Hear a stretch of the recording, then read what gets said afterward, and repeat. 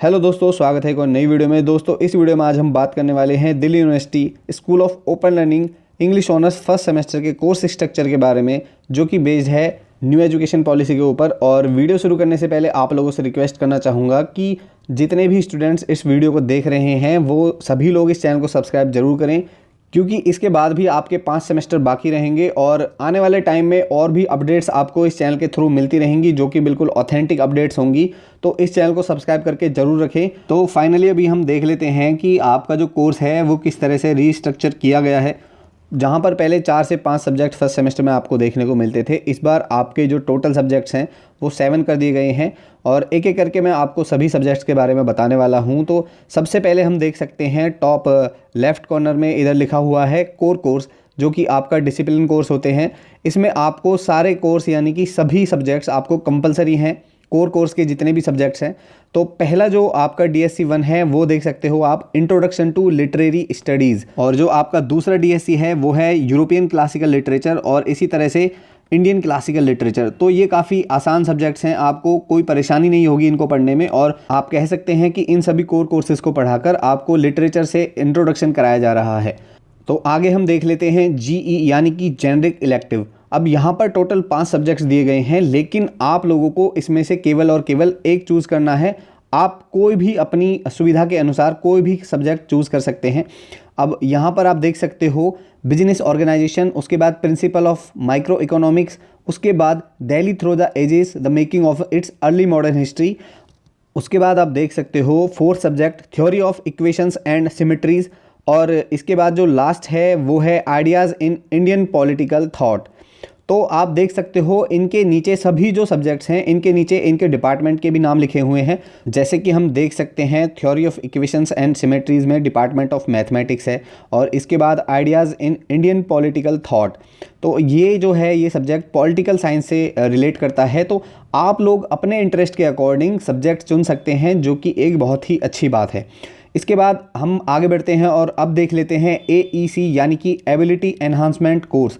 और ये कोर्स आपके लिए कंपलसरी है, क्योंकि इसमें आपको एक ही सब्जेक्ट दिया हुआ है जो कि है एनवायरमेंटल साइंस। और इसमें आपको एनवायरनमेंट के बारे में पढ़ाया जाएगा कि किस तरह से हमें अपने एनवायरनमेंट का ध्यान रखना चाहिए और हम क्या क्या कर सकते हैं, क्या योगदान दे सकते हैं अपने एनवायरनमेंट को सेव करने के लिए।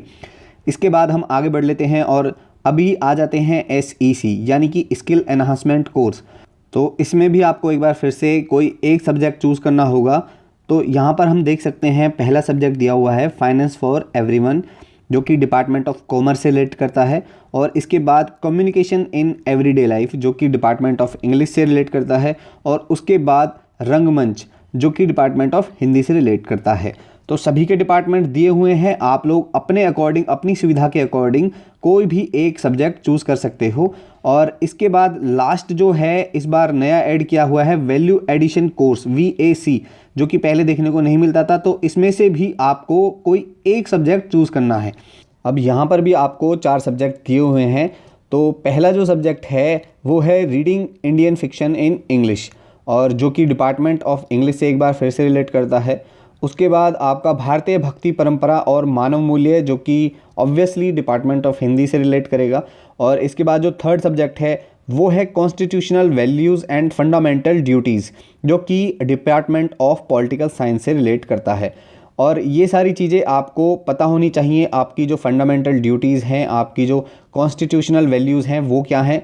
तो बहुत ही अच्छा एक कोर्स मैं मानता हूँ इसको, आपको इसमें पढ़ना चाहिए, आपको इसके बारे में जानना चाहिए। और इसके बाद जो लास्ट है इसमें वो दिया हुआ है योगा फिलॉसफी एंड प्रैक्टिस, तो डिपार्टमेंट ऑफ संस्कृत से रिलेट करता है। तो आप लोग अभी कोई भी जो सब्जेक्ट हैं इन तीनों में से जिसमें आपको चूज़ करने की छूट दी गई है, उसमें से अपनी सुविधा के अकॉर्डिंग कोई भी एक सब्जेक्ट चूज़ कर सकते हैं। अब बहुत सारे बच्चों का सवाल ये भी होता है कि सर हम कौन सा कोर्स एक इसमें से सेलेक्ट करें जो भी आसान हो। अब मैं बस ये कहना चाहूँगा कि अगर आप लोग आसान के पीछे भागोगे तो आपका भला पूरे कोर्स के दौरान कहीं भी नहीं होने वाला है, क्योंकि आपको अच्छे नंबर लाने के लिए और नॉलेज गेन करने के लिए आपको अच्छे से पढ़ाई करनी ही होगी।